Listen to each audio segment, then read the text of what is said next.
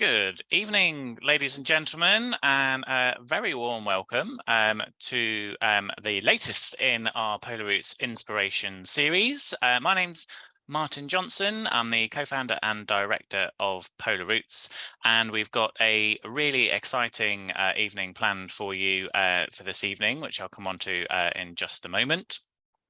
Really great to have so many of you on board this evening, including quite a few new faces as well. So a very warm welcome if this is your first Polar Routes Inspiration series. And of course, a very warm welcome back if you are a regular viewer of this inspiration series. I'm just going to share my screen.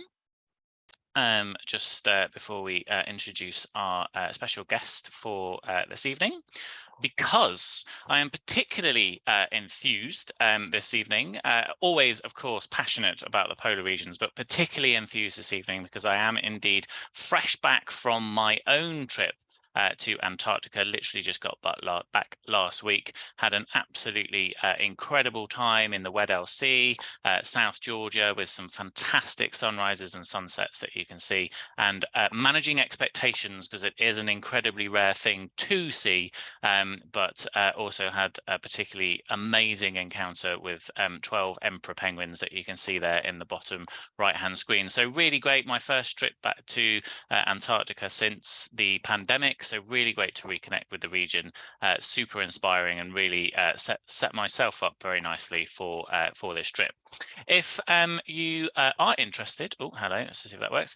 If you are interested in seeing more pictures from that trip and of course inspiration from across the polar regions, do join us on our social media. If you're an Instagrammer, at polar_routes. If you're on Facebook, facebook.com/polar routes, all one word. And if you do want to connect with myself on my personal Twitter account, it is at Mr_Routes. Loads of pictures from that trip, as well as all of our quite a number of our travel specialists have been out to Antarctica this season, been lucky enough, so some great content on there from them as well.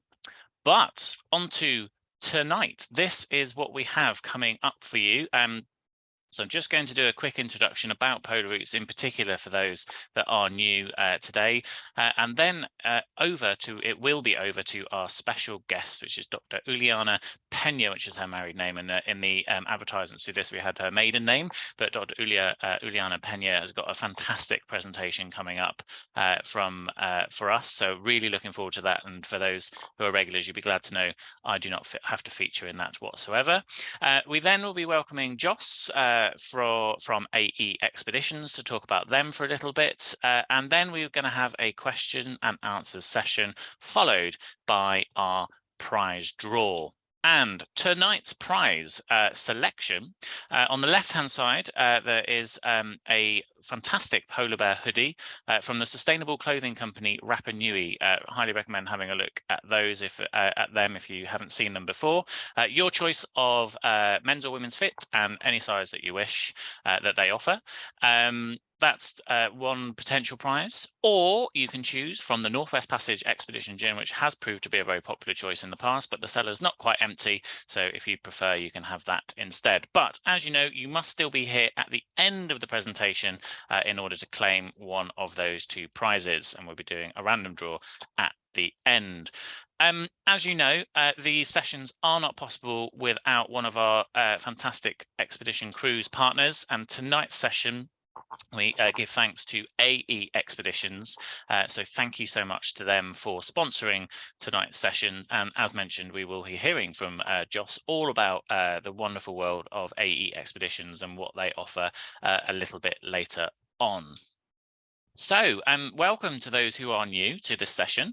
Polar Routes, we are the Polar Expedition Cruise Specialists, and as I hope you know, but if you don't, expedition cruising is all about pictures it's all about creating things like this, which is basically not just cruising past destinations, but using small ships, sustainable, fantastic, in-depth cruise lines to really see the polar regions and get some amazing experiences like this camera person is having here on South Georgia, and visions, and it's also about creating experiences like this as well. That's the AE Expedition ship on the right hand side.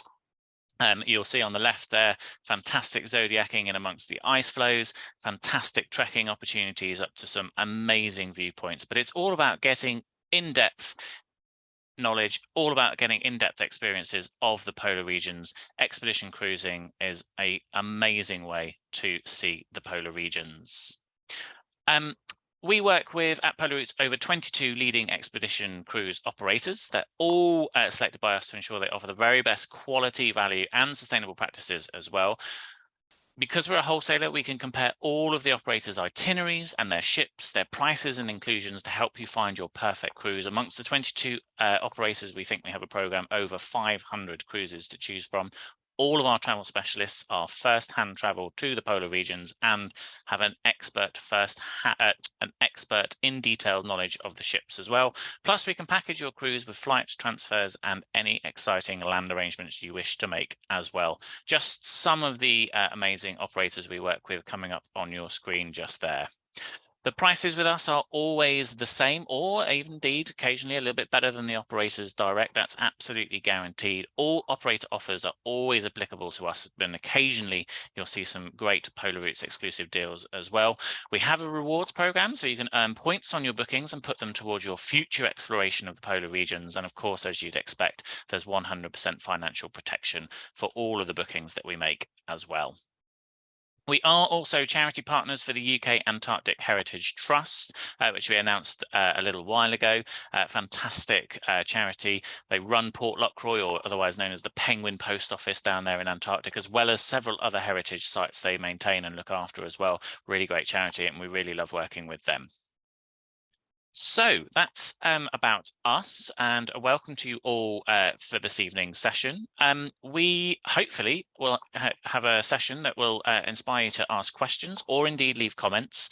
And as ever, we ask you to put those questions into the Q&A box at the bottom as soon as you think of them. You don't have to wait till the end. So pop them in as soon as the question comes in.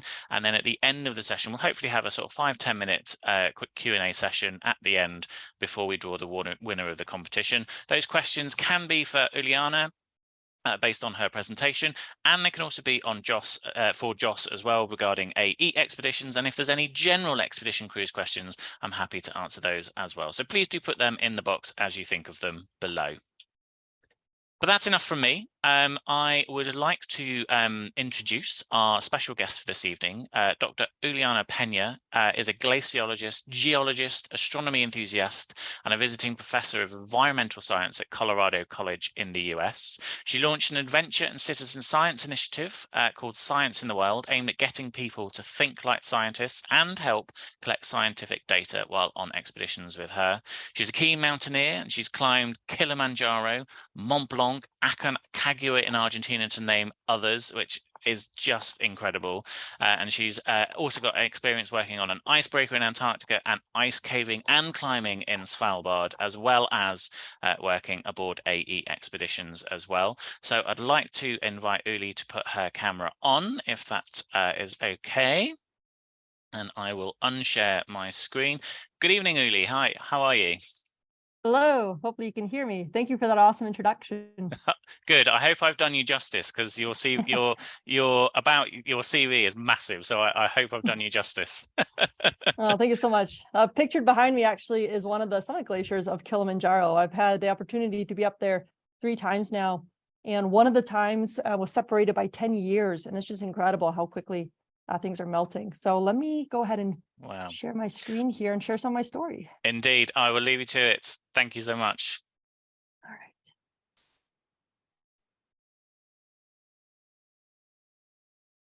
All right. Oh yeah, hello everyone, and thanks for attending. Thanks for this opportunity. So my name is Ulyana, and I've been an expedition specialist with Aurora Expeditions since 2019. And I spend time at both poles, Antarctica and the Arctic. I'll speak to both today, and then I'm going to kind of shift the focus more towards the Arctic. So as far as a little bit of background, I've done science, I like to say, at high altitudes and high latitudes for maybe like the last decade and a half now. In my final year of university, I was actually able to go to Antarctica for the first time. And that was working on board this icebreaker to help with the scientific research project. You may have heard of these ice cores. There's tubes of ice that get taken out of glaciers, but you can also collect sediment or mud from the ocean floor. So the glaciers are grinding away at underlying rock, and then they deposit those remnants on the ocean floor. So Antarctica absolutely fascinated me. My first trip down there, I knew I wanted to continue working in extreme environments. So I ended up doing a master's in Iceland. I used the interior part of the island analog for early Mars climate conditions. Went to do a PhD in Nepal. There I was looking at glacial lake formation and floods. So kind of this applied science.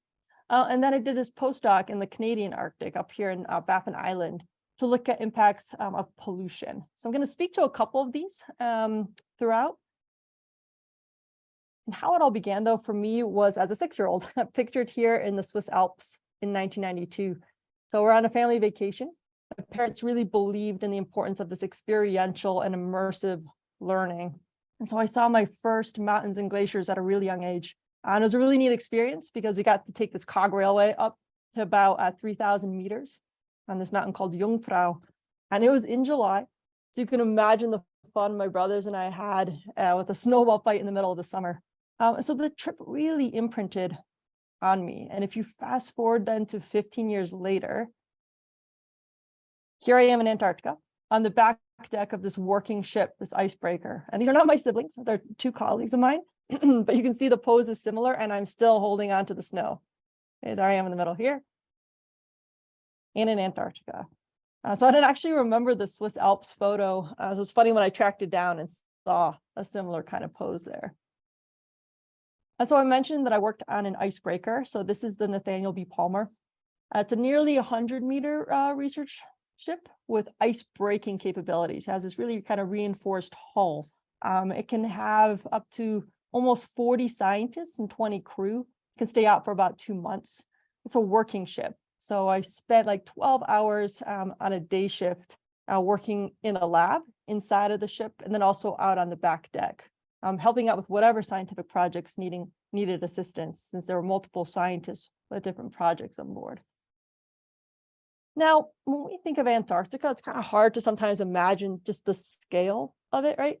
It's always on the bottoms of maps, if it even gets shown. The projections can sometimes smear it out.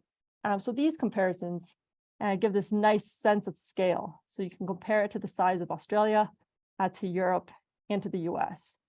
So in other words, Antarctica is really big and it's changing. All right, so this is the largest mass of ice on the planet and it's melting. And so we've just entered the year 2023. So if we look back at the average annual temperature for 2022, you can see this here on the map. And so it's compared with a 30-year average. Scientists call this a climate normal. And the average over the entire continent is showing 1.5 degrees Celsius above average. And then you might notice here in the tip, this is the Antarctic Peninsula. It's even warmer, as is along the west coast here, this West Antarctic ice sheet. Now there's something called SAM at play. That's known as the Southern Annular Mode. So you may have heard of El Nino, something that happens in the Pacific Ocean due to pressure changes. So something similar happens down in Antarctica called SAM. And so 2022 had a particularly strong SAM. And so what does that actually mean? What does that translate into? It means stronger winds. And stronger winds mean stronger storms. And so those storms can break up this fragile sea ice, the frozen ocean that surrounds the continent in those winter months. And here's an example of what this frozen ocean may look like. Right? So it's ice and it has a bit of snowfall on top here. When scientists talk about rising sea levels, they're referring though to land-based ice. Now, this is land-based ice that ends up in the water. And once that melts, it causes those sea levels to rise. So the sea ice is just frozen ocean, but it's really important. It's an important part of the climate story. It plays this important role in regulating our climate. And I'll touch on that a bit later. So this image from the BBC, it shows the extent. So how much area the sea ice covered this season. And then it compares it with the other years. And so what we have highlighted here are the 2 other lowest years, 2022 in 2017. And this is going back about 44 years now. And this year in 2023, this season marked the lowest extent of the sea ice since satellite imagery and record keeping began in 1979. And you can see this as a sea extent map. And this gets produced by the National Snow and Ice Data Center at the University of Colorado in Boulder. And that's actually where I did my postdoc, at the Snow and Ice Data Center. So they generate these maps and compile this data. And so you can see the pink outline here is where the ice extended in the time period from 1981 to 2010, and then compares it to February 2023. So you can see there's just this lack of ice around Antarctica, except for the Weddell Sea. And this has to do with which way the winds are blowing and how they push and kind of save that sea ice over there. Now, if you want to visualize this with something a little more familiar, we can compare it with the UK. So what we see here in red is all the ice that's missing that should be there this year, but isn't. And again, that's due to warming air temperatures, as well as warming ocean water temperatures, and this increased storminess this past year that broke up the ice. So I really like this kind of visual because, again, Antarctica is so big, so vast. What should be there? And then when you put it with something that you can kind of relate to, that gives you an idea of how much ice is missing. So then why is sea ice so important? There's a couple of reasons here. So it acts as this natural mirror. It's lighter in color, and so it's reflective. And so it can actually bounce back solar radiation. And once you melt that ice, you have this darker ocean water below, and that's going to absorb rather than reflect the sun's rays. So that heats up the ocean water even more in this kind of positive feedback loop. Sea ice also expels salt, because salt doesn't freeze. So that leads to denser water below sinking. And that's part of this mass movement of water called the global ocean conveyor. And that actually helps regulate energy in the entire global climate system. And then finally, we see pictured here is algae. Algae can cling to the bottom of this ice. And algae is a food source for krill, these little crustaceans. And those are in turn a food source for whales and seals and penguins and other seabirds. So this whole ecosystem depends on the ice. All right, so let's look at the size of Antarctica again. You notice here also just how thick it is. It could reach that its maximum there, 4,000 meters. And I really like to see this comparison between Antarctica and Greenland. Okay, so there's Greenland. So this is both drawings at the same scale. Okay, so you can just see that Greenland is a much smaller ice mass by volume, but it's melting much faster than Antarctica. Okay, so the Arctic, the Arctic setting is this ocean surrounded by land. And so that sea ice, the sea ice that's in the ocean, is melting fast. And then you think about Antarctica, it's a land mass with this huge ice on top of it surrounded by ocean. So it's a very different environment, and that's why they kind of behave differently as far as those melt rates.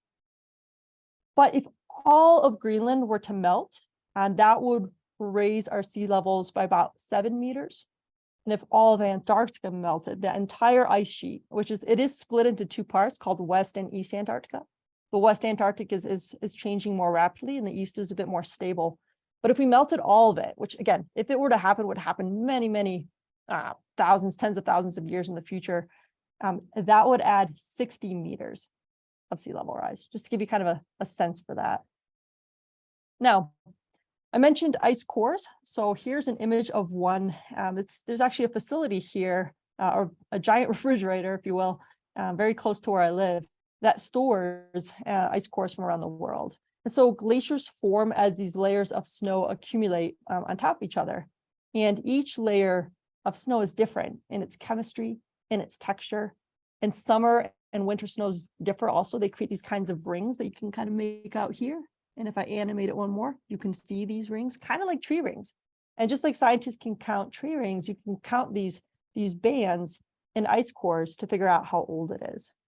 Now, any particulates, excuse me, and dissolved chemicals that get captured by the falling snow eventually become part of the ice. And you can see this really thick layer in here. That's actually evidence for a volcanic eruption deep in the past. So as these layers of ice accumulate over the seasons and over the years, they create a record of the climate conditions because they're also trapping bubbles. And in the bubbles are samples of what the atmosphere was like long ago. So essentially, you're creating these amazing frozen time capsules. So moving on into the Arctic, I had the chance to work up in Baffin Island. So it's just to the west of Greenland. I worked with a small team and I had a small grant from National Geographic.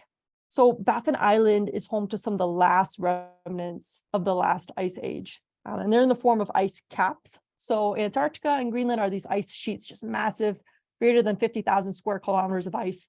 And ice caps are smaller than that, but still a pretty significant amount of ice.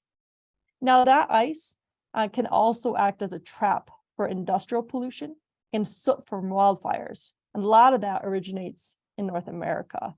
Now, these dark particulates, when they accumulate on the surface of snow or ice, they can actually absorb more of the sun's radiation because they're darker in color, right? Like when I'm wearing a darker shirt, I'll absorb more of the sun's radiation than if I were wearing a lighter one. So the same principle applies. So the more of this dark stuff you get piling up onto the snow and ice, the faster it can melt it. So that's why we really want to see, like, what are those impacts of pollution in these kind of remote and pristine areas? So to minimize our carbon footprint, we flew from Boulder, Colorado, it's just off the screen here, but all the way up to Baffin Island. It took a few days because we flew in a Cessna 210 that you can see pictured here. As you go further and further north, the runways are more gravel-like, icy. So that makes for some tricky landings. And the pilot pictured here, Jorge, was able to navigate that well. And it was a really neat adventure traveling from Colorado to the site where we're going to do our study.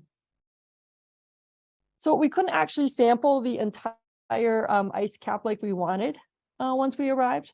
In fact, it was due to sea ice melting out earlier than expected, right? So in order to get onto the ice cap, we had to travel over the frozen ocean and then get onto the ice cap, which is on land.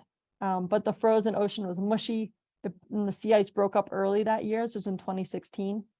So instead, we had to ski just 35 kilometers one way on one of these outlet glaciers to even access the ice cap itself. And that was through heavily crevassed ice. And we had a very short window for our work. So we managed what we could to still get some result. And there's a story about climate change right there because of the condition of that sea ice. And what we found was direct evidence for human impact. Okay? So the travel around these areas is via snowmobile, and they can deposit 2 to 3 times the background level of this kind of soot that falls on snow. And then we're also able to see remote impacts of pollution coming from North America, and that's based on the timing of the sampling, the wind direction, and how long soot typically stays in the atmosphere. Usually stays around 2 weeks before it settles out. So really interesting study, and this is one of those nice clear days we had. So we're on the ice cap proper here and then making our way down the glacier that's in the snowbank, or sorry, the cloud bank down here.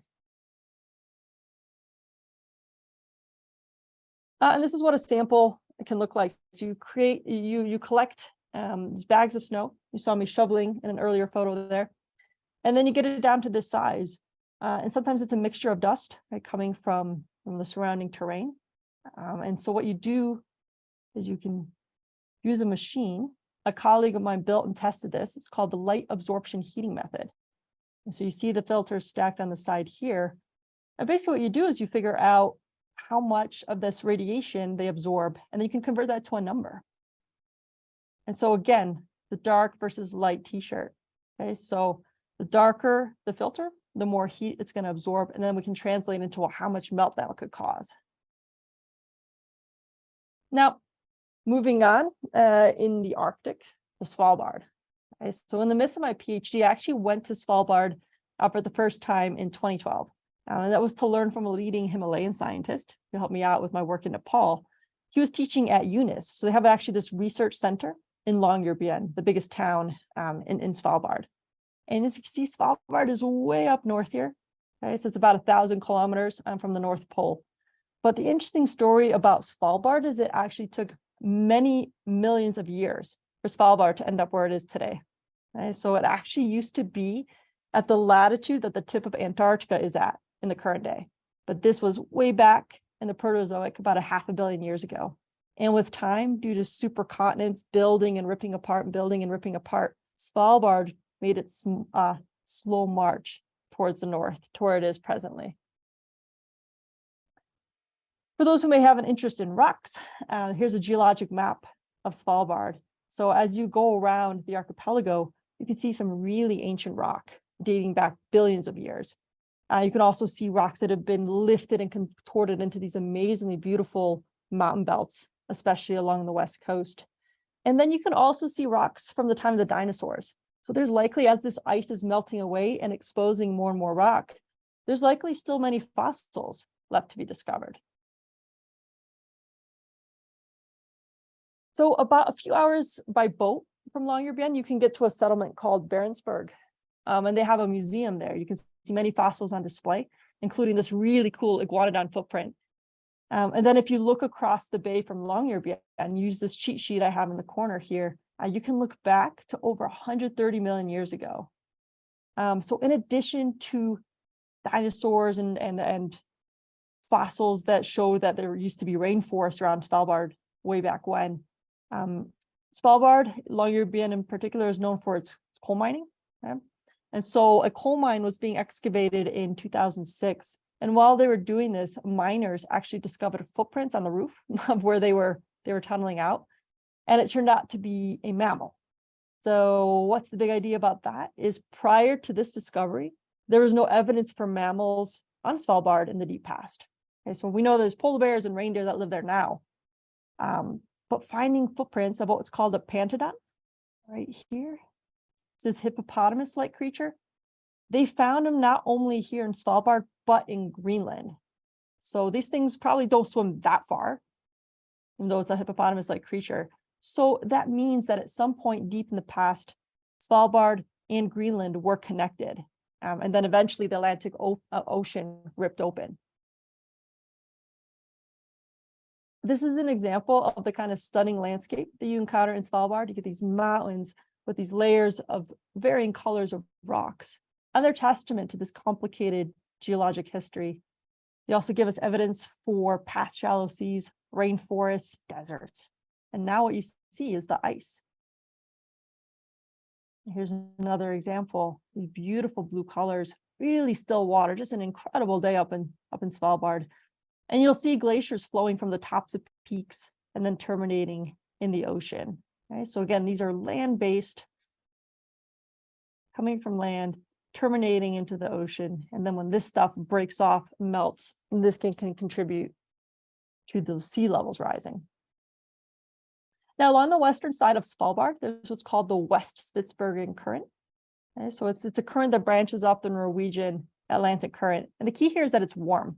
So it's able to drive this warm, salty Atlantic water deeper into the Arctic. So it keeps part of the region ice-free, and that's what allows a lot of the ships to go around more easily in this part of Svalbard and then get kind of into the heavier pack ice as you try to go around.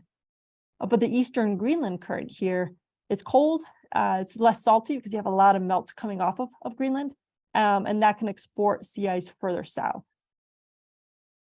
So knowing this with this current here should come as no surprise that the glaciers on the western side of Svalbard are experiencing more melting, but just how much more? Okay. So there's this amazing data set. About 5,500 aerial images were taken by a Norwegian mapping project back in the 1930s. And now they're proving to be invaluable to scientists. So they did a study comparing those images to the year 2010 to see what was that elevation change, right? When we think about glaciers, they advance, they retreat, but they can also shrink vertically. Okay? And so if we assume there's no acceleration over this time frame, the average loss was about 0.3 meters per year vertically. Okay?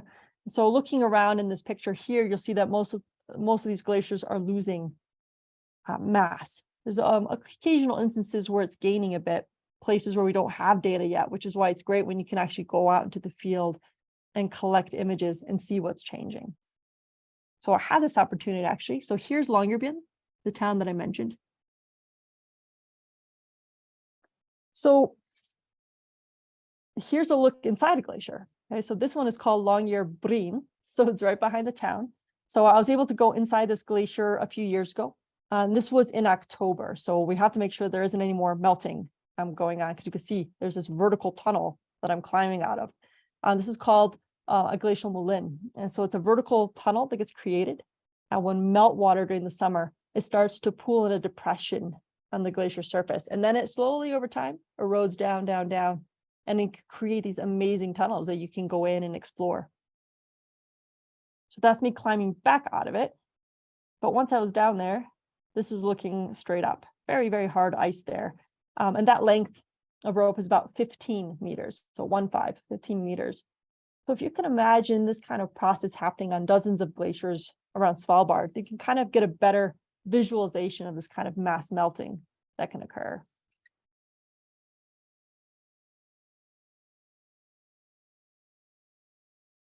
Now, glaciers are these fascinating rivers of ice. They're slowly moving downhill, and it's kind of hard to envision this motion through deformation of the ice. So this is cool. So we're a little bit further exploration. There's this glacial cave that opened up, and you see an icicle here. And it actually shows the pressure of the overlying ice behaves more like a plastic, right? Rather than breaking. You can see that here as the pressure is coming on from above. And so this ice goes with the flow. It's like caramel in a candy bar. You guys, I think, have Mars bars. I love those ones, but the caramel on the inside. And so if you were to break it open, you see how that caramel flows. So ice can behave like that as well.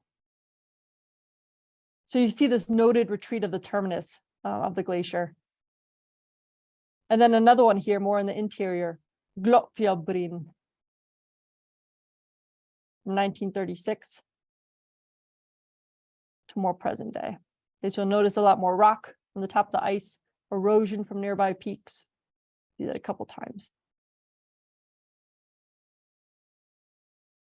Okay, so that was the rock and ice part. And I just wanted to end off and show a few pictures that I've taken. I had the privilege to see in the wild, these Arctic wildlife. So, of course, we have the apex land predator, the polar bear, pictured here.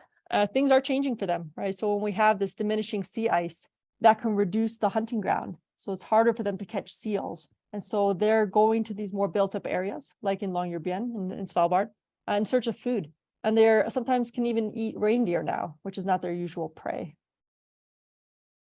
Walrus are awkward on land and on ice, but graceful in the water. If you're lucky, you'll see them hauled out onto the sea ice. And on very warm days, their skin can appear rosy pink under the sun. That's due to these tiny blood vessels in the skin that dilate and increases circulation. And that's the way that they can shed excess body heat through their skin.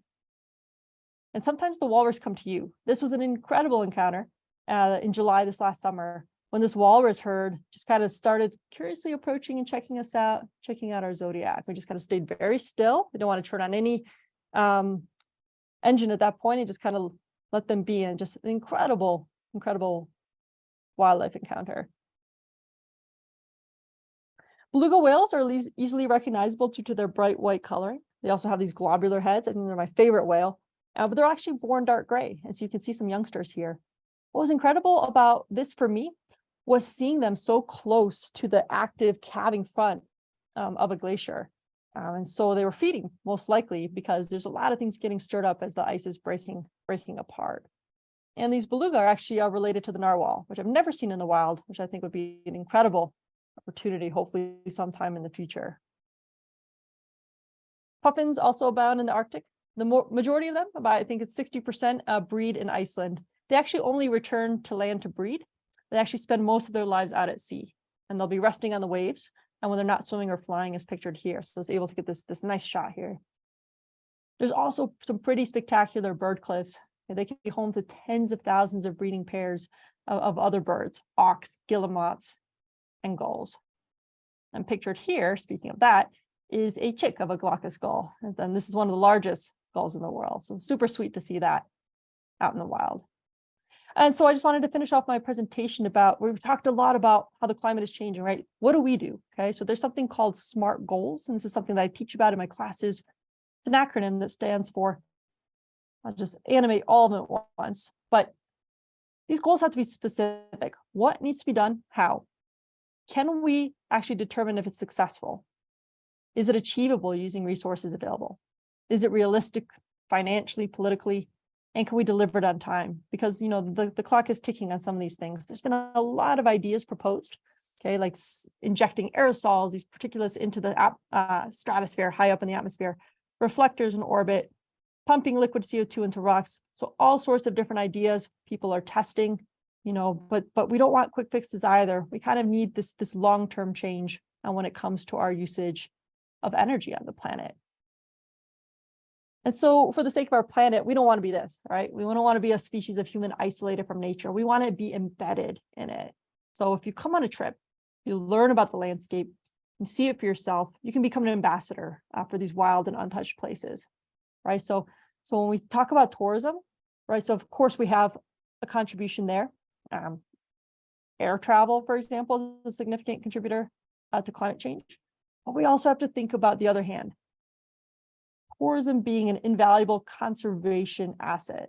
Okay? So in many parts of the world, we have wild places remaining wild, in large part because of tourism's ability to provide jobs and revenue. They allow conservation to compete financially with other interests like farming, mining, or logging, depending what part of the world we're in. Okay, so the tourism industry can and can help out. It can fund research, also community development. So if we can bear witness and spread awareness, raise funds, and dedicate our lives because we see something, I think that's a win. That's a win for the planet, a win for the climate. And with that, I'll leave it and hand it over to Jos, and I look forward to your questions. Thank you so much. Really, I mean, yeah, it's a huge topic and really fascinating. So highly encourage anyone watching who's got questions, pop them in the box. If not, I've got some, but yours will be better. So pop them in the box. But Uli, just for now, and please stay around, and we'll come for a Q&A session afterwards. But thank you so much. Thank you. Jos, I can introduce you again. You are UK MD for AE Expeditions, tonight's sponsor of the event. Welcome. Thank you for almost stepping in there when necessary to do so. But I'll hand the floor over to yourself so that we can learn all about the world of AE Expeditions, which obviously is also linked to Aurora Expeditions as well. So thanks, Jos. Over to you. Thank you very much, Martin. And thanks for having me here this evening. Thank you, Ulyana, for a wonderful presentation there. And as Uli said, it's so important that we educate when we take people on expeditions. It's not just about seeing these beautiful landscapes and environments and experiencing the nature and the wildlife there, but it's also about learning about the threats, particular climate change, and being able to go back as an ambassador and really, share that awareness so that people can become more activist in helping to prevent some of the things that we're seeing at the moment. So all very important. This is actually a shot of the ship in Greenland, taken last summer on our expedition program. This is our ship, the Greg Mortimer. So just briefly, I don't have too much time, so I'm going to give you a quick overview of AE Expeditions. We're actually 32 years old. We're a pioneering polar exploration company. We were founded by a legendary expeditioner and explorer and mountaineer, Greg Mortimer. And the founding principles of the company are very much adventure, exploration, and discovery. It's a real company that has the DNA of expedition exploration really at its heart. And it was founded by a true explorer, and that still runs through the company today. Very much committed to responsible travel. It's at the heart of what we do. And we are 100% climate neutral as a company. We have been for some time now. And also it's really important just to clarify, we're known as AE Expeditions in the UK, but we're actually Aurora Expeditions globally. The company is Aurora Expeditions. That's how we were founded, and that's how we're known globally. But we're known as AE Expeditions purely brand-wise in the UK, to avoid some confusion with another company. So just to clarify that. So we're a purpose-led business, and our purpose is very much to create lifelong ambassadors for the planet. As Uli was saying in her roundups comments there, we do have two ambassadors linked heavily with the company. Greg Mortimer, who I mentioned before, who's this legendary mountaineer. He was actually the first Australian to reach the summit of Everest without oxygen. And he's led over 80 expeditions to Antarctica. So he knows what he's doing, and he still joins us as an expedition leader on some of our expeditions to this day. And we also have Dr. Sylvia Earle, world-renowned oceanographer, marine biologist, explorer. She's a huge advocate for the ocean, a huge advocate for ocean conservation, and she's really aligned with our business and our second ship, which I'll come on to. So they're both wonderful advocates and ambassadors for our business. Education and enrichment, very much again at the heart of what we do. You heard from one of our expedition team scientists there earlier, so you can see the kind of things that we will be talking about and educating on. Our ships, they're really kind of roving base camps for discovery and exploration. We have science labs on board. We have lectures and talks and briefings from scientists, from historians, from naturalists, from special guests who have specific focus and expertise in certain areas. We have a comprehensive citizen science program with 7 active projects. So our expeditioners will actually do real science programs when they're with us. That could be identifying whales by uploading photographs of their tails to an app, and to see where that whale's been on its migration path. And it could be taking samples to check for microplastics and nanoplastics in places like Antarctic ice. So that's a very popular part of what we do now. We give our expeditioners the opportunity to contribute firsthand. We have a Women in Conservation program and opportunities to give back here. And we believe our expedition team is unrivaled within the business. And here they are, extremely dedicated and passionate.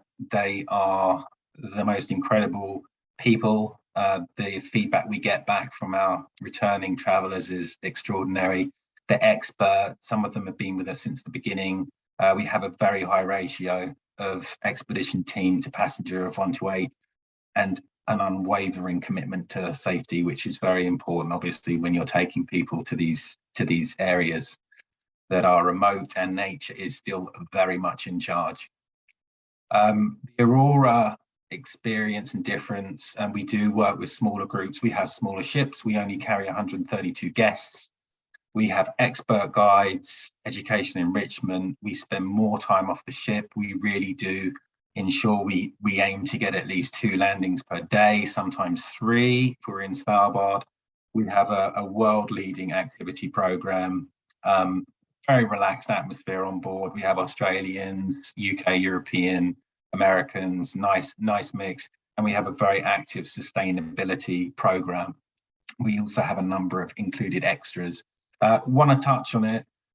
We won some quite big awards in the UK last year. The Wave Award for Best Expedition Cruise Line, which was quite a prestigious award, and also the Silver Travel Awards for innovation in environmental activities. So that's from the Silver Travel Advisor, and these are 2 big awards. They were both judge voted, so they were voted by experts here.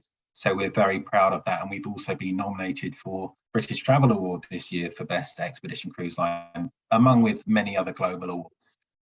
We include a lot. I won't go through them, but there are lots of inclusions that you will get in addition to your extraordinary expedition with us. I've touched on this before. We're very focused on sustainability. It's at the heart of everything we do, and we are a business that really does take it seriously. We are 100% carbon neutral. We have the X-Bow in our ships, which reduces fuel consumption and is it's more environmentally friendly when we travel. And we're also currently going for our B Corp accreditation. So this is one of our ships. This is Greg Mortimer, launched in October 2019. And this is Greg next to the ship. this is just a very quick video of the X-bow and how, as a Class 1A, this ship can move through ice. She's very stable. She's very sturdy. And if you wish to go down the Drake Passage, because we do fly to, the X-bow is wave piercing. It's actually designed around the concept of dolphin moving through water. And yeah, people have regularly told me that it really does make a difference. It also makes for quite an iconic looking ship. And this is the sister ship that we launched literally months ago, the Sylvia Earle. The Sylvia Earle is obviously a sister ship to the Greg Mortimer. There are some differences on board. She has a second restaurant. She has this front atrium, which has the science centre behind, with these gorgeous windows in the hull. And she is the namesake of Dr. Sylvia Earle, which we're very proud of, that she was happy for her name to be on the ship. And she was actually christened by Dr. Sylvia Earle herself in Antarctica with a block of ice, not a bottle of champagne, a couple of months ago in Antarctica. So the ship is now actively sailing. She's just completed her season. I'm just going to take you through a few photos, really. This is the Science Centre, a little clip of video here from the new ship. This is the lecture theatre. You can see the ships are really quite spacious. So this is the Science Centre and the lounge area on the Sylvia Earle. This is the observation deck. It's a wonderful place if you don't want to be outside on the deck to sit down and look at the incredible view. Tabular icebergs, all kinds of things you'll see from there. This is the lecture theatre, where we'll have specialist lectures such as the one you just seen from Ulyana. And we have, modcons, spa, sauna. This is the mudroom where you'll start all your expeditions and zodiac landings. This is one of our Aurora staterooms. This is the Superior. So you can see, although we're a small ship and we can land everyone at the same time in Antarctica, where there's limits of 100 people, for actually getting off the ship and making a landing, we still have plenty of space in the cabins, staterooms, and in the public areas on the ship. This is the balcony stateroom cabin, and this is one of our captain's suites. So obviously this is more of a suite design, but again, very well appointed, very spacious, and very good feedback we get. So this is an example of the main dining room on the Sylvia Earle. And then going into activities, we're well known for our activity program. We include zodiacs, walking, photography, citizen science, as I've mentioned before, historical sites, bird watching, the polar plunge, which is actually very popular, although people think those who do the polar plunge are a little bit crazy, but it's actually something that a lot of people take part in and enjoy. And then we have our optional activity programs, which actually you'll pay a little supplement for, but they range from scuba diving in Antarctica to kayaking, camping, Shackleton's Crossing across South Georgia. The list goes on. We have expert activity guides that are there to support these. And that's just an example of some kayaking in Antarctica from the back of the ship. Our program's kind of split between expedition, which is very much polar, Arctic and Antarctic, discovery voyages, which are global. We go to Scotland, Ireland, the UK, and we also have trekking programs too. We also do Costa Rica, Cape Verde, and other destinations, which we would class as our discovery program. We visit various locations around the world, but our two main focuses are the polar regions of the Arctic and the Antarctic. So just very quickly, whizzing through the Arctic.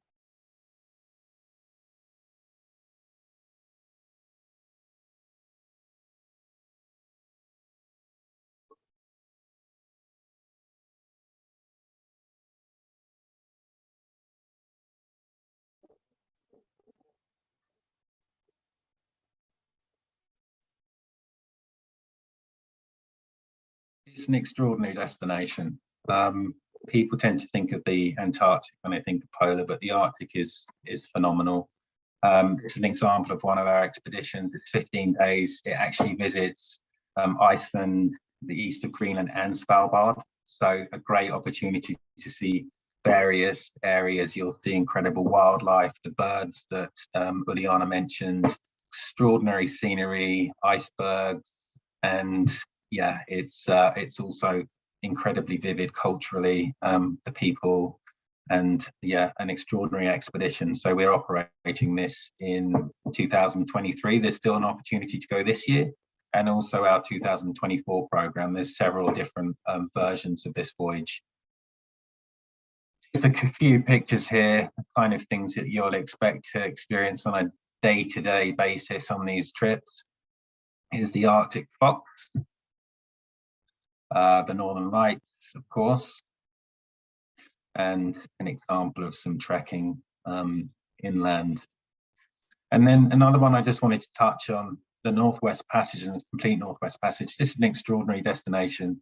It really is, from Greenland through the famous Northwest Passage that was the foe of many expeditions, most famously with Franklin when the HMS Terror it was lost in ice and Erebus, and you know, we basically follow the route. You can do a partial version of it, or you can do the actual complete Northwest Passage. It's extraordinary because you will see ice, you'll see dramatic landscapes, you may even see a narwhal. Polar bears are common here too, and the history, the culture, and also the thing you don't get in Antarctica, the people. So the Inuit people, they will show you into their communities, and you may see cultural performances, music, and so on. It is an extraordinary and increasingly popular expedition that we do. Again, opportunities in 2023 and 2024, and some, you know, truly amazing scenes to see in the Canadian Arctic.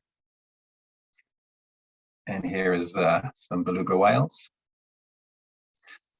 Just to finish up, Antarctica, we have literally just come on sale with our 2024-2025, actually, apologies for that typo, program, and the 2023-2024 is on sale now, both with Polar Routes, who are one of our main preferred partners in the UK, and will give you excellent service and can obviously protect and package your trips with us, so we do highly recommend them.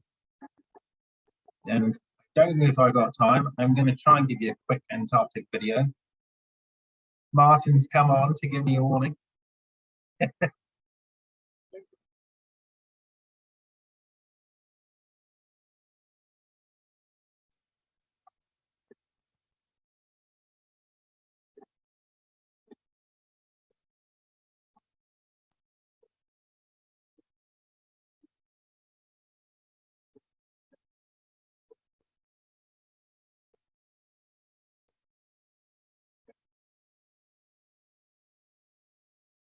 So that's it. Thank you very much for watching and listening.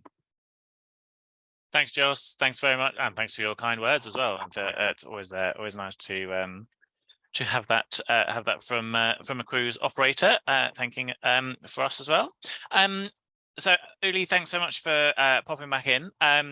There's a few questions I've got coming up. I would like to just start off, I think, because your presentation, one of the questions that's come in, your presentation was obviously looking at how glaciers have receded, how the amount of ice has receded, and obviously there was some quite interesting or perhaps even shocking satellite imagery there. But how does that translate for you on the ground on an expedition? I mean, you know, the ice is by no means gone, just to reassure anyone on there, but on the ground, how does it feel to you seeing that change, and what does it actually kind of look like from that level? Yeah, that's a great question. So my PhD is actually working on debris covered glaciers in Nepal. So it is incredibly hard to walk on this stuff.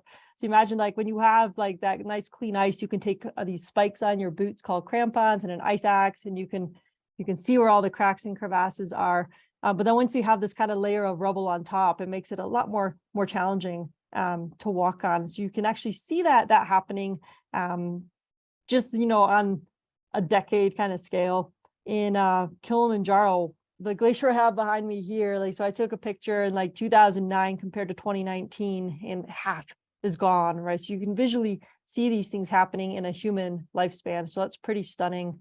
Ostfana is another ice cap in Svalbard, and I'd always wanted to see it. I actually saw it for the first time last summer, and just watching these waterfalls, just coming off the ice too, as you can kind of do this quick calculation of how much of this water is ending up in the ocean. And so I think when you see it, when you hear it, and you in some ways feel it, I think you are just inspired to protect it. And so I think like when you do come on these trips and you see it for yourself, I've seen it. I've seen it transform people, including myself, which is why I got into this in the first place. Seeing it on an icebreaker and then figuring out ways I can communicate it with the public. And so with Aurora, having that opportunity, to come on board as a specialist and share this is pretty spectacular. So I really recommend anyone who can come and see it for themselves. And if you're worried about the impact, there's offsets you can buy. There's ways you can give back to the planet. Brilliant. And when someone, when obviously, because I've seen it myself, and obviously you must see it all the time, when people do come and see it for themselves and become quite inspired and quite, what kind of action do you find those people going back and taking? Because it's a huge topic, if you like. What have you seen when people have kind of gone back inspired, and what have they done? Yeah, so oftentimes you'll see people start to give talks in their communities. They'll gather people who may be interested in a community talk about it. And oftentimes these trips are very expensive. And so realizing how far a dollar can go, to fundraising or giving money to organizations that are working to conserve these places. You mentioned the Antarctic Heritage Trust, so supporting and giving money for the scientists and for the people working on conservation is a great way also that I've seen people do. Brilliant. And obviously one of the things you mentioned, and Jos as well, is the sort of citizen science programs on AE expeditions. There is citizen science, on other vessels as well. How important is that work to the sort of global science picture, and where does that, what happens on the ground there with the program? What happens afterwards? Yes, so the nice thing about the citizen science program is you're teaching people like what it's like to be a scientist and how to contribute data, but it's not just about data, right? It's not just about collecting it just for the sake of collecting it and feeling good. It's being used, right? Like a couple of these apps, for example, have scientists looking into the data, using it to improve their models, to improve, like observations. And the beautiful thing is like we're going to these places where sometimes scientists can't get to. Or can't get there as frequently. And so we have this opportunity to fill in all these data gaps in these locations, plus that timestamp. I don't know if Jos, you wanted to add anything else, but I do see value in these things being used. Yeah, I think I completely agree. I mean, I was having a conversation with one of our past guest expeditioners last week, and they were doing a project looking for microplastics in Antarctica, and they found two kind of items that were suspect, and they got them back to the science lab on the ship, the Sylvia Royal, and they analyzed them with the microscopes and the equipment there, and they identified them as organic matter. They were actually bone. But the group of people doing the science, it affected them. They were really hoping it wasn't microplastic down in Antarctica, and it was quite emotional when it was identified as organic. So that concept of being a scientist and actually doing science but reporting it back, it's incredibly powerful and important. And it's not just a thing, it's not just a kind of gimmick, it's actually real, and this information is important. It was the same with the happy whale. One of our guests identified a whale, and it had actually been seen, I think it was in Baja, California, 6 months previously, and it was now in Antarctica.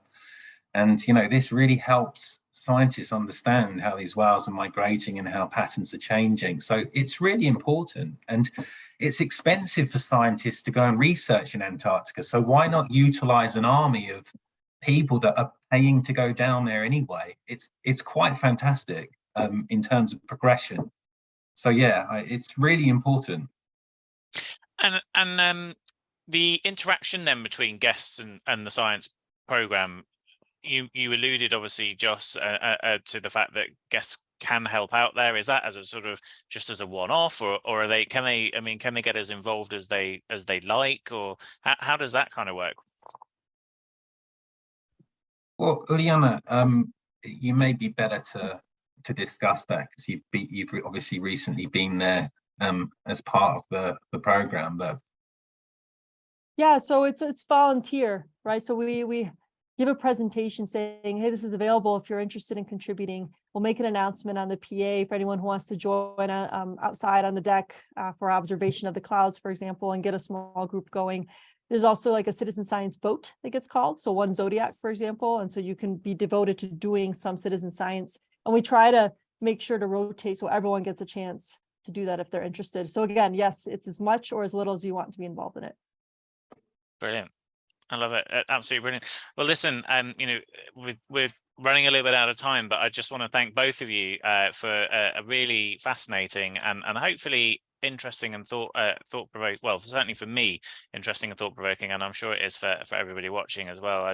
So thank you so much. It's you know, it's a really important, but also, you know, it's an interesting topic because, you know, tourism could be seen as a contributor. It's really interesting to hear how actually, you know, it goes hand in hand with the work that's been taken. And I love, you know, I've seen it myself, and it's great, obviously, to hear as well about, you know, that is the whole thing when people come back as ambassadors and hopefully work for change. So, you know, thank you both really very much for what you've put forward to us this evening. It's brilliant. Thank you so much. Those watching. Yeah, no problem. Thank you so much. Well, I hope that those watching, hope that you have really enjoyed it. We have got just a very quick little bit of business to do, which is regarding the prize, the raffle. So I will just quickly share my screen one more time, and then I will, hopefully everybody can see that now, and we will move on. So as mentioned at the beginning of the session, tonight's prizes is a choice of either a polar bear hoodie from the sustainable clothing company Rapa Nui, or a bottle of Northwest Passage Expedition gin. And tonight's winner is Robin Jackson. So Robin Jackson, if you should still be on. So if you are, please, if you can email the address on screen, which is PRIS, which stands for Polar Routes Inspiration Series, at polarroutes.co.uk. Drop us a quick email, say hello on there. We'll grab all of your details from there, and then we will get those prizes out to you. So congratulations, Robin. Just to round off, Jos mentioned before, but the 2024 season is now out for AE expeditions in the Arctic, and even their 2024-2025 season is now out in Antarctica. What we love about AE expeditions is genuinely the earlier you book, the better your price. So you can currently save up to 25% on selected Svalbard cruises and selected Antarctic cruises, and basically the fuller the ship, the lower the discount. The discount reduces, so your best prices are booking now. That's why the mention of all offers being capacity controlled and subject to availability. So hopefully we've inspired you. I hope that you would like to join some of the amazing scientists on board AE expeditions.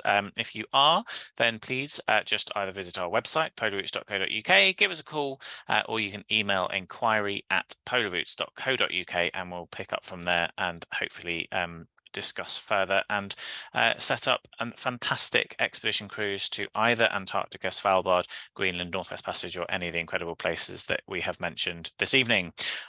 All that's left for me to say is thank you so much for everybody watching. I hope you've really enjoyed it, and we have got another session coming up in the not too distant future, so do stay tuned to our newsletters or our social media, and full details of our next session will be on there. Have a lovely evening, and thank you very much.